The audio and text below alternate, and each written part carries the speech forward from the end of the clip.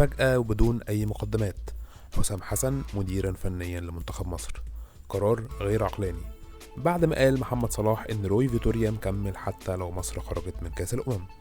هو أي نعم روي فيتوريا مشي وتم الاستقرار على مدير فني أجنبي تاني، بس تم تعيين محمد يوسف مدرب مؤقت لمدة 24 ساعة، اللي هو أصلا كان هيمسك مساعد للمدرب الأجنبي اللي ما جاش، لأن زي ما قلت لك تم تعيين حسام حسن من ساعات قليلة مدير فني لمنتخب مصر. حسام حسن أفضل من مثل منتخب مصر، هو نفس الشخص اللي عمل مشاكل مع جمهور الزمالك وهو في الأهلي، وجمهور الأهلي وهو في الزمالك، ومع جمهور الزمالك والأهلي وهو في المصري البورسعيدي. تمام. حسام حسن اللي هينجح جدا لأنه هيكون سبب في إشعال الحماس والروح والانضباط في اللعيبة، غير العدل اللي هيكون محور اختياراته للعيبة.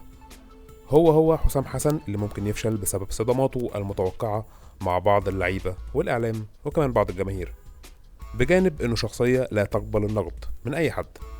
وأخيرا قدراته التكتيكية كمدرب. أسباب كتير تحسسك إنه حسام حسن هينجح، وأسباب كتير تحسسك إنه هيفشل، وكل ده بيحصل في وسط فوضى في منتخب مصر وفوضى إعلامية أكبر. عموما هو قرار غير مدروس زي أغلب قرارات الاتحاد المصري لكرة القدم. عايز أقولك في الآخر، لو أنت مش عارف تخطط لمستقبلك فأنت معاك كل الحق، في ظل ناس يفترض فيهم المسؤولية والخبرة بيعانوا من المراهقة الإدارية وبيكلفوا البلد خسائر مادية ونفسية أكتر ما بيفيدوها. سلام.